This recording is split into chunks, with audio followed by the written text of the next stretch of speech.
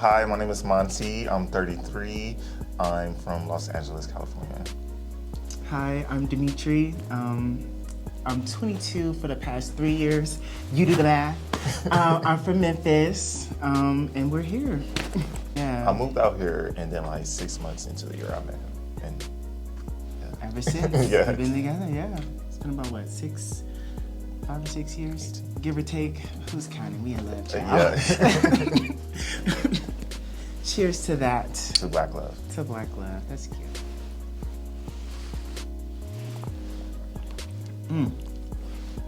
Okay, that was smooth. That's liquor. I'm screaming.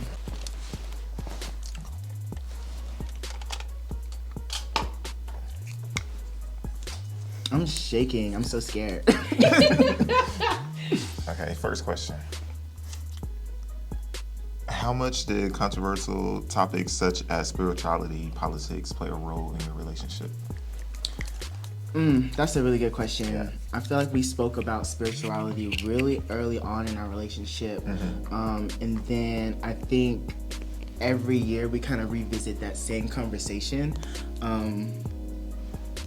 When we first got together, I consider myself to be a Christian. And so I wanted to know, like, the person that I'm with, are you also a Christian? Do you also believe in God?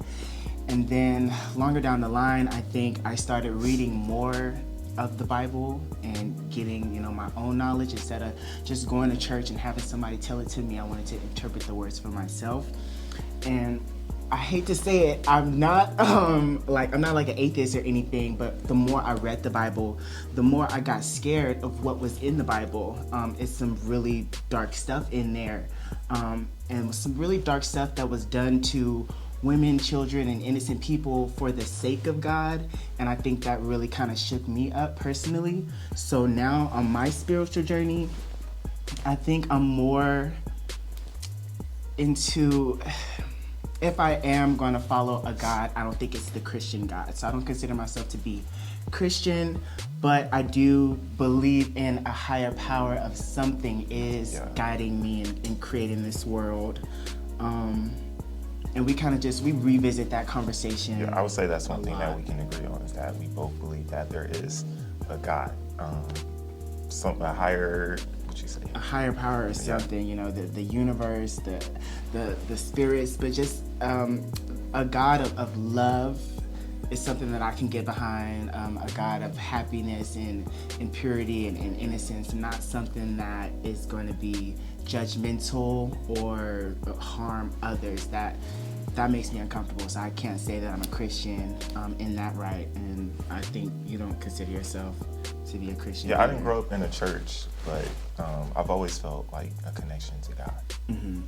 Yeah. And then when it comes to like politics in our relationship, if we didn't agree on the same type of politics, I don't think we would be together. Yeah. Honestly, it's like certain stuff you just can't separate from a person. Yeah, I agree.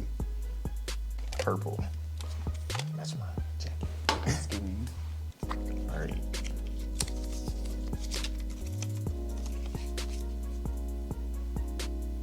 Okay, what are one of the most memorable moments you two have shared together? I'm gonna let you answer that question. What's the most memorable moment, Monte? I think there's been a lot. We've done a lot of laughs, and I don't know. I would say, okay, a lot of memorable moments that I can say that I have with you is the ones that have helped me grow as a person. Okay.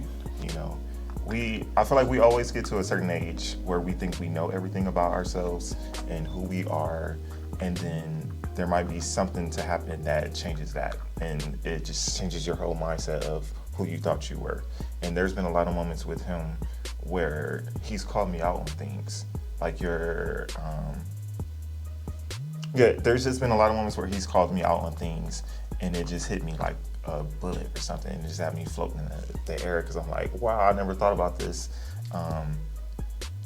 And I'm able to receive it because I trust his perception, I don't know if that's the right word, of me.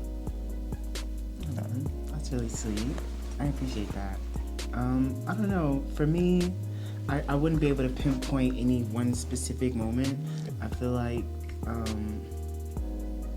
this is one of the sweetest relationships I've actually ever been in my entire life. I feel like I've had a lot of down moments, and you've always been there. You've always been extremely supportive. I love you. My parents love you. So yeah, I mean, every moment honestly with you is very memorable. Not to be cliche. I'm screaming. So we did that one. Okay. How do you keep the romance alive and maintain a healthy, passionate connection? I mean, we be getting a little freaky sometimes. I don't know. I would say flirting. I think even after I don't think the catch ever ends, in a relationship. I think you should always flirt, I think that's something that keeps the passion up, because I'm still showing like interest. Like I still have this high interest in you, Communication, of course, that's one thing that everybody should know about relationships is communication. Our friendship is really strong outside of love. We have a strong friendship. We do. And honestly, when it comes to passion, it's more unconventional things can really make you sexy to me. Like, when you're in the kitchen, you cooking up that food, I be like, oh, that's my man. You bring me something, I'm like, oh, so sweet. Like, I just be like, Papa, I love you. Like, it doesn't even always have to be about the physical stuff. It's the mental, it's the conversation when you say something to me that I feel like, damn, this man's intelligent. This man is intellectual. Like, that is what's really sexy to me. That is what's passionate. That's what gets me going.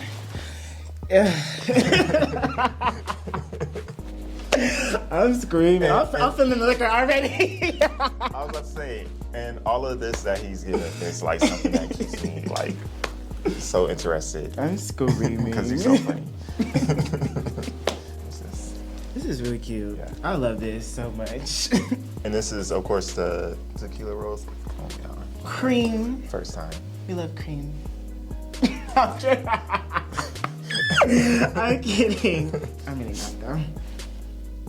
Cheers.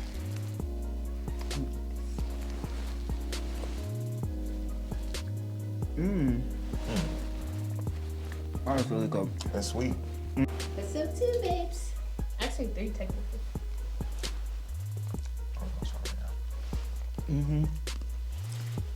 That's really good. What's one piece of advice you'd give to other queer couples navigating love and relationships? I'm sorry. So with any couple, straight, gay, whatever, I always say you guys have to actually like each other. Because I think a lot of people are in relationships with people who don't like them, And I think that's really important. One of the things that's really important is that you guys actually have to like each other. I agree. Genuinely. And not just for the sex, but for the personality. When during the downtime, actually like hanging out with them instead of like you enjoy hanging out with your friends more than you enjoy hanging out with your significant other. Maybe you don't need to be with them. Like, what are y'all really together for? Just for fornication? You can get anywhere. Like, if you need an escape from your relationship, or I'll say your partner, that's crazy to me. That is. That's crazy to me. And what other thing? Communication, of course. Huge. And just a lot of like, I don't know if I'm saying this right, mirroring love. Okay. Yeah. Treating your partner the way you would want to be treated. Doing things that,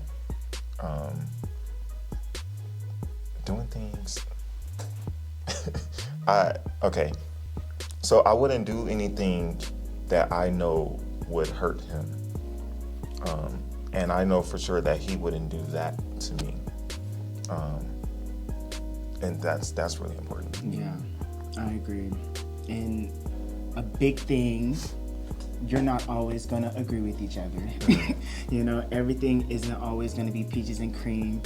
You have to know how to not necessarily compromise, but agree to disagree and not have it be the end all be all, especially if it's something extremely petty. You're gonna fight, but you have to learn how to communicate healthily. Screaming matches isn't gonna prove your point. Just because you're talking louder doesn't mean that you're right. Yeah. You know, you have to be able to speak to each other like adults. You can't be belittling each other. I'm big on don't call me out my name. I don't understand how people in relationships be like, oh, bitch. Yeah. Who the fuck is you talking to? Yeah. Like, yeah, that's fighting words. And you clearly don't respect me as a person. So anybody who is belittling you, calling you out of your name, feel like they gotta yell and scream at you to get that point across, they don't care about you, they don't love you, they don't like you, run. I also handle things immediately. Don't let anything last for days, like tension and all of that. Don't ignore your own feelings. Address them. Yeah. So that your partner or who you in a relationship with understands, like, this is how I feel, you know, and get them to understand how you feel, how you made me feel. XYZ. Yeah. I agree. I think that's really important. What would you all say is like important for the visibility of Black gay couples, like specifically? You know, like, why is the visibility important, or what does it mean to you all, etc.? I would say it's important because not only does it exist, That was literally what I was about to say. it has always existed throughout the beginning of time. So really, I think the media is doing a good job in, you know, making attempts to represent us. I think queer people are doing a good job at making their presence be known. I mean, it's really hard not to spot a queer in a room. Clock that T easily. The work has to come from our heterosexual counterparts, because right now it's like we kind of backtracked into this movement where everybody is like hating gay, seeing two gay boys holding hands, sick, seeing just a little peck on the cheek on a TV show. Now we're attacking your children. Now it's in a gay agenda. It's not a gay agenda. It's a straight agenda to eradicate any type of queer representation, and that's dangerous in itself, because eventually it starts with shunning. Next thing you know, it's going to be annihilation, harming. It's a very dangerous rhetoric to go about spewing your religious values over somebody's life. It's very dangerous. So I think it's extremely important for us to keep showing up where we are showing up, and being present and being loud, being unapologetic. Be you. Everybody has that right to be themselves, as long as you're not harming somebody else. I always say that it really doesn't matter how you live your life, whether it's for other people or for yourself. People are going to say something either way. So you just have to live your life freely. Like, you have to, or you're going to be miserable.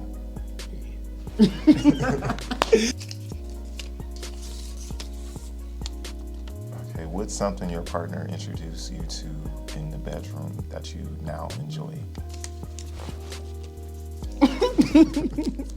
I'm screaming. I don't know. That's a tricky question.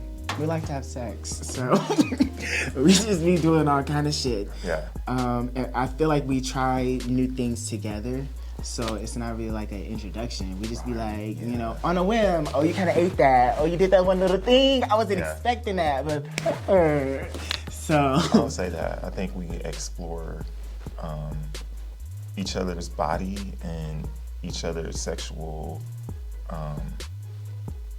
cravings, I would say. I don't know. With each other, like, that's. I keep bringing up communication, but that's also something with sex is communication. I don't like this. I don't like when you do that. I like this. I love when you do that. That's important to share with each other, because we want to enjoy sex, you know, and we want to have comfortable, enjoyable sex. So communication is something that I think. Okay, yeah, that's my answer. Communication is something that he introduced me to when it comes to like sex. Okay. Well, to good sex. To good sex.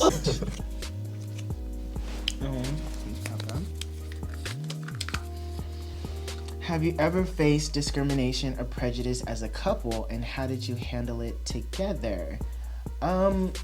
No, we've never faced like homosexual discrimination. You know, not to play with us like that.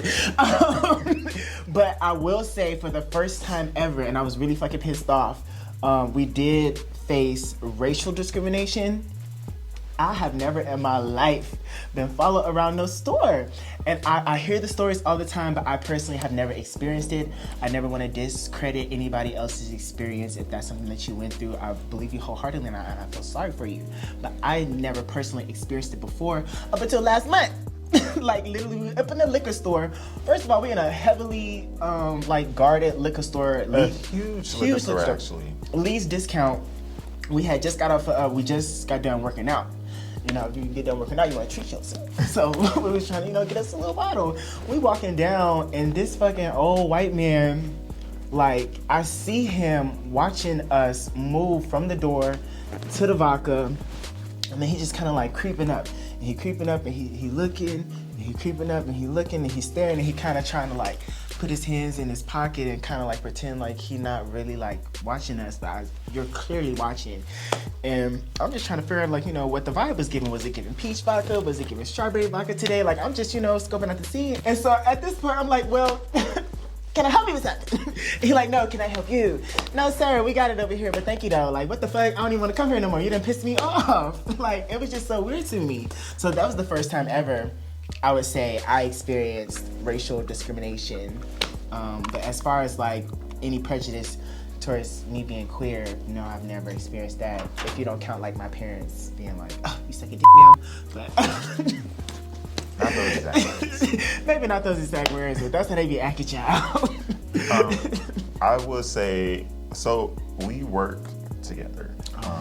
We have the same job, and what we deal with is like we aren't necessarily like at work holding hands, walking together, walking onto each other's desks and being like, I love you, babe, and kissing each other. So it's not like super obvious, and we don't feel the need to walk in there and be like, yay, and together or nothing like that.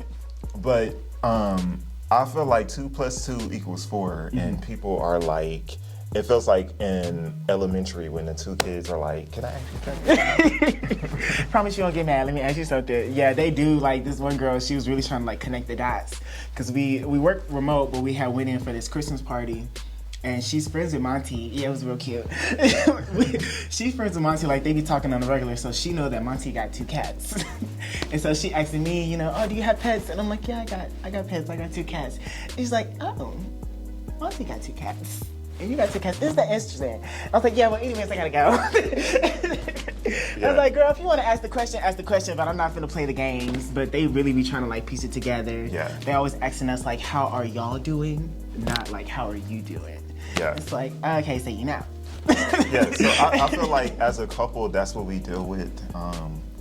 It's more about like people asking us if we're gay, if we're in a relationship, without actually asking us. So they like to code it in different types of questions. And that can be annoying because we're not kids, we're not teenagers, we're not in the closet, we aren't hiding anything. So it's like, say what you want to say. Right. What exactly do you want to ask us? What do you like? Where are you going with this? And I'm not about to. And we both be playing in their faces like what he said with the cat. He could have just said, like, yeah, we live together and we got 2 cats. But like, no. Say what you want to say. Say what you want to say. Ask your question. Because if you don't, I'll play right on with you. We both stupid. I don't know what I'm talking about.